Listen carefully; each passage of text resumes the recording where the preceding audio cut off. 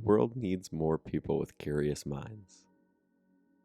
People who aren't afraid to admit when they don't know something. We need to take the time to encourage more lifelong learners. At least that's my goal with this podcast. I think the future is at stake.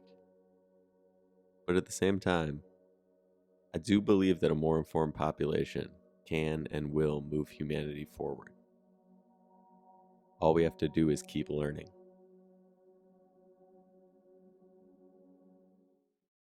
All right, everybody, welcome back to the podcast. I'm pumped because we got another history episode today. I know I've said this before, but I'm a huge fan of history. I don't care if it sounds dorky, like, I get very into researching new stuff that I learn about history. I just love it, always have. It was sort of the subject like throughout school, like junior high and high school, that I actually had some real success in. I think I got like an A like in every history class I ever took throughout school. And that sounds, as I say it, it's like I'm bragging, like, man, in seventh grade, I really killed it in history class. But I am not. I just really, really enjoy history. So I'm excited to do this episode. The other thing I think is that history provides a really great opportunity to gain some perspective in life. I just think it's a really healthy thing to learn about.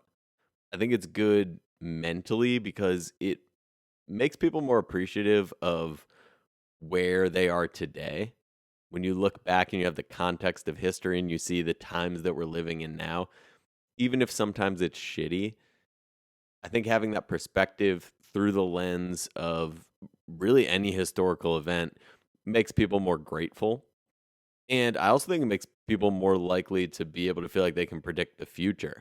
History really does repeat itself. So the more you study it, the more you'll start to notice patterns. And I think that builds confidence in people. I think it's one of these things where the more history you understand, it adds so much to your knowledge base. And when people have a larger knowledge base, I think they feel a lot more confident. And I just think that's a good thing. I think a more informed population is always a good thing. So, how did I learn about the plot to assassinate George Washington? Well, let me give you guys a little peek into my personal life. Me and my fiance have this little shopping district that's maybe 10 minutes from our house. And sometimes we like to go there and we'll eat dinner, we'll get some drinks or something like that. And before or afterwards, we like to walk around the bookstore. They still have a Barnes and Noble in this little area. And so we'll go walk through the bookstore, look at new books. Now, my fiance loves novels. She's a huge fan of novels. She would be phenomenal writing one. I think she'd be able to write a phenomenal novel. So hopefully we'll get that someday. But she loves to go to the bookstore. She's usually got a new novel that she's trying to buy, but sometimes we'll just go walk around. And when we were in the bookstore, I saw this book laying on a table, and it was titled "The First Conspiracy: The Secret Plot to Kill George Washington" by Brad Meltzer and John Mensch. And it caught my eye immediately because, to be honest, it had the words conspiracy, secret plot, and George Washington in it. And if that's the case, I'm going to notice it. So here we go. I want to explain to you guys the story that's in this book. And it's super, super fascinating to me. I hope you guys like it. But here we go. So in 1776, there was a plot to assassinate George Washington by the Loyalists and funded by the British. And the reason that one of the authors actually found the idea for this book to begin with is because he saw it mentioned as a footnote in another book, and he couldn't get the story out of his head for 5 years. He had this idea to write this book in his head for 5 years. And I just want to be the one to say it. Guys, if you ever have an idea in your head for 5 years, you have probably waited 4 years too long to start working on that idea. I don't care how busy you think you are. The world is a better place if we don't just let ideas mentally stalk us for 5 years before we confront them. I'm serious. If you've got something interesting or compelling in your mind right now and you haven't been able to get it out of your head for even like 6 months, just go for it already. You'll be glad you did. Trust me. Just look into it, talk about it, research it, whatever you have to do. But you shouldn't go 6 months with something stuck in your head that long, let alone 5 years. But anyway, back to the book. So the authors go on to tell the story of a plot to assassinate George Washington in 1776 before the Declaration of Independence was ever even signed. You see, back then, George Washington had around 50 personal bodyguards who were called, and I'm not kidding, quote, the lifeguards. And that's because they were guarding George Washington's life. Now, they were essentially made up of the best men from each regiment that existed throughout the country. Back then, each state would have its own regiment. So you'd have like the Connecticut Regiment or the Massachusetts Regiment or whatever. So George Washington asked for the commanders of each of those regiments to submit their four best soldiers to his personal bodyguards. And then he, if I remember this correctly, he started with a larger list and then trimmed it down to around 50 people. And I'm going to be honest, I'm assuming these were some bad dudes. Because if you're George Washington's personal bodyguards during the Revolutionary War, it's safe to assume that you're a little crazy and more than capably violent. I mean, if you've never seen George Washington's different headquarters during the Revolutionary War, they are a trip. They were basically just using people's homes in the northeastern United States. And these are homes back in the 1700s. So imagine all of Britain is trying to kill this man, and you have to protect him from the safety of some guy's townhouse in Boston or some dude's farm out in Pennsylvania. That's happening about half the time, and that's the best case of scenario. Because when he isn't strategizing or meeting in a city somewhere or at some nice farmhouse, you're just out in the middle of the fucking woods trying to protect this guy during all of the battles where the British are trying to kill just this main dude. And you have to protect him. And imagine what it's like camping back in 1776. The average life expectancy, seriously, was between 35 and 38 years old. And smallpox is raging like crazy. And it actually ends up killing like 5% of the population during the Revolutionary War. So you're George Washington's bodyguard. You have to deal with all of that. You're probably a pretty bad dude. And realistically, the technology back then isn't helping you out either. It's not like the Secret Service today where they have like hidden machine guns in their jacket. Like it's just you. They've given you a gun that takes like at least 15 minutes to load one bullet because you got to like push the bullet down with the gunpowder with the big stick and shit and then aim. You shoot one time. Like it's pretty much you're just surrounding George Washington as bodyguards, I think. And they're basically just asking you, if everybody just starts rushing at the guy, you're probably going to get stabbed, but you just got to try to figure it out and I don't know, just do your best. Like it feels like that was probably the pep talk for those guys. But like I said, I think at the same time, remember the gift of history is the gift of perspective. We can look back then, think about how terrible it would have been to just live your day to day life. No one's showering. You're in the middle of the Revolutionary War. There's people can't read. Like, it's just to be alive right now is such a blessing by comparison. It's incredible. So I do really think the gift of history a lot of times is the gift of perspective. I mean, having to wear a mask right now doesn't seem too bad.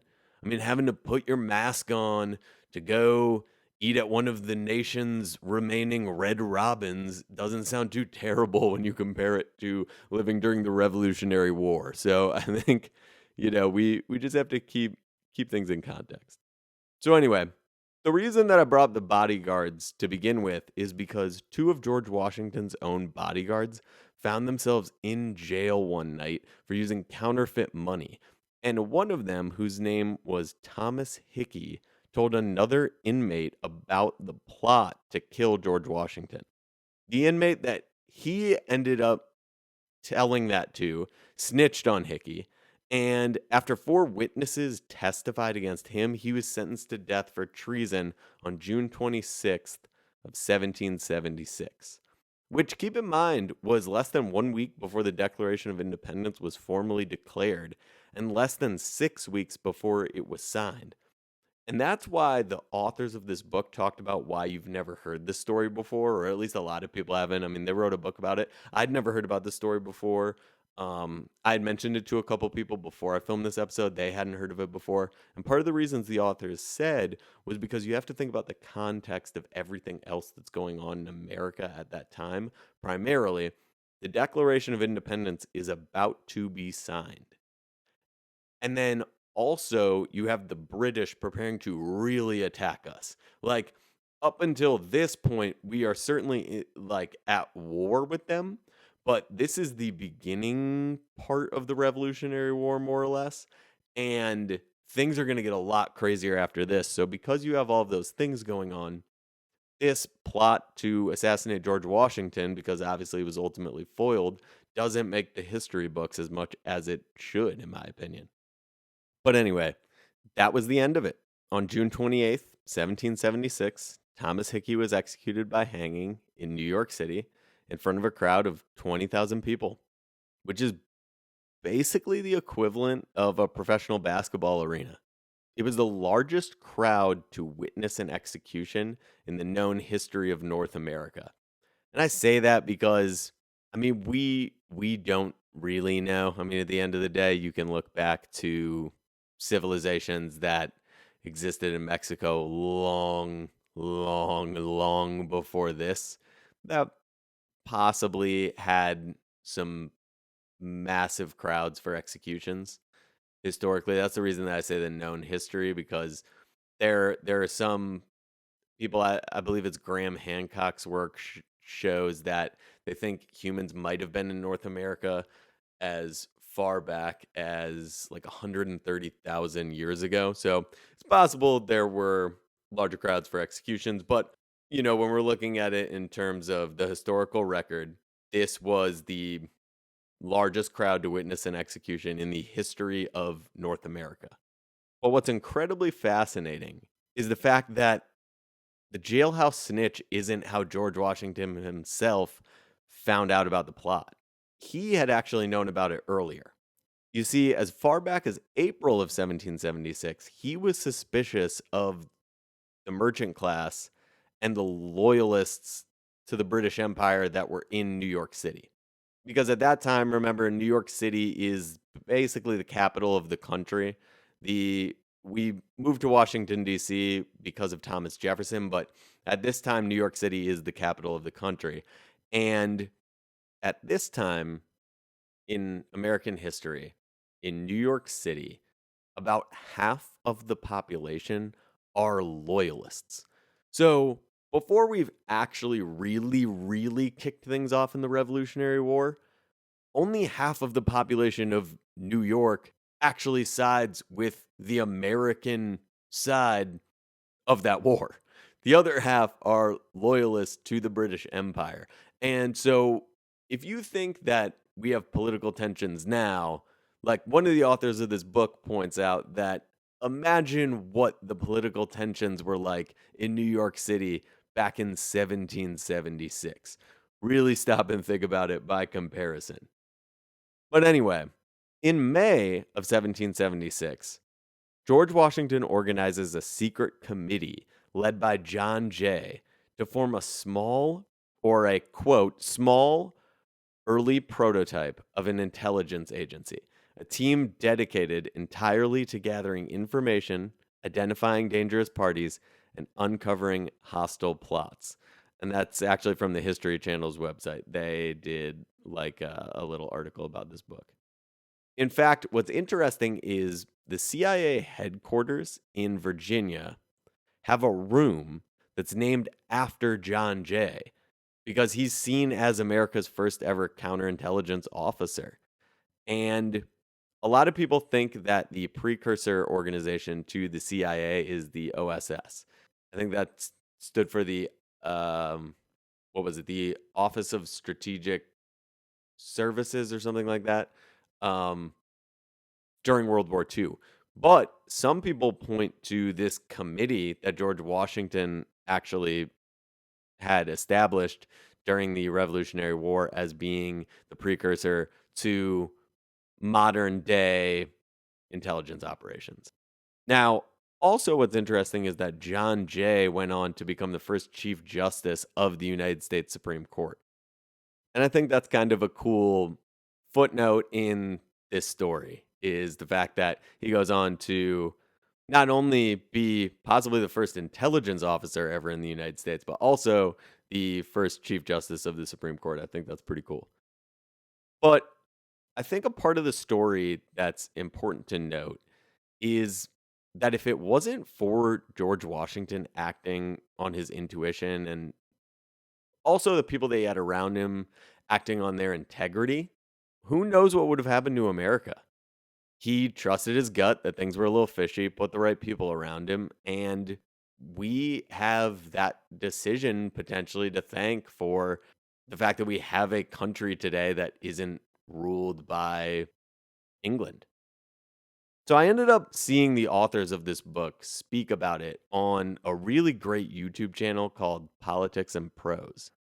And during that speech right before the Q&A, the author made a joke about how only in Washington D.C.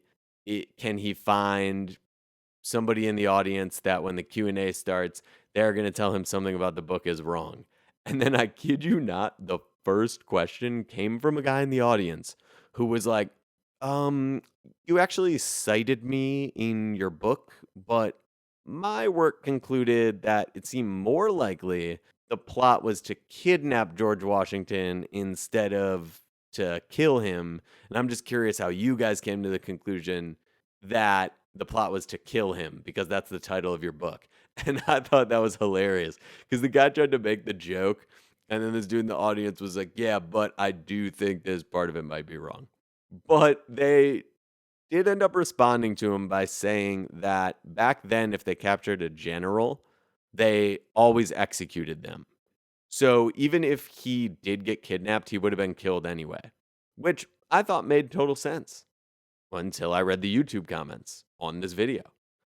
And I'm telling you this story because I think it sort of encapsulates what this podcast is all about. You see, on the YouTube comments, someone commented that there are multiple examples from the same period of time where generals were kidnapped but not killed. Charles Lee is one of the examples cited. And the argument was basically that the guys at the very top and the very bottom of the military were actually usually spared when they were captured. It was the guys in the middle ranks that were often executed. And I say all this to make a point because the title of the book is The Plot to Kill George. It's America's First Conspiracy, The Plot to Kill George Washington. And so I make this point because I think it's always good to keep asking questions. I know I say that a lot, but I think this is a good example. I could have just taken the authors at their word for it, but it turns out that although this story is amazing, the actual title of the book they wrote might be inaccurate. And I know this is an incredibly important thing. I know this is a small detail. It's not that big of a deal. But if I had just taken the author's response to that question as fact, then I might have been wrong moving forward. And I probably would have used the reasoning that the authors seem so smart and so well educated on the topic that I just blindly trusted their research. And yeah, maybe there's something more to uncover if we just keep asking questions. I mean, after all, we all do the same thing in life when it comes to the important issues. We just trust that we've been told by institutions that we deem credible sources that they're telling us the truth. And it's not to say that everything they're saying is wrong or even that most things are wrong, but at the end of the day, sometimes the title of the book or the headline isn't correct. But no one cares because the story is so compelling that they just look past a fundamental error. And I think there's a life lesson in that. But hey, seriously, like, what do I know? I mean, even when it comes to this podcast, don't just take my word for it. I never even knew there was a plot to assassinate the first president of the United States of America until recently. And honestly, also, sometimes I forget my multiplication tables and I have to use my calculator to do the eights. I mean, I can't be all that smart, but I do my own research and I encourage you to do the same thing about the same things that you're interested in. You never know. If you ask enough questions someday, you might uncover a story as interesting as this one. And I look forward to hearing about it. As always, shout out to my family and friends and everybody who listens to this podcast. For real, everyone who listens, thank you. It means a ton to me. I really appreciate it. I seriously can't thank you guys enough. But anyway, I'll see you guys next time. And until then, keep asking questions and keep learning new things.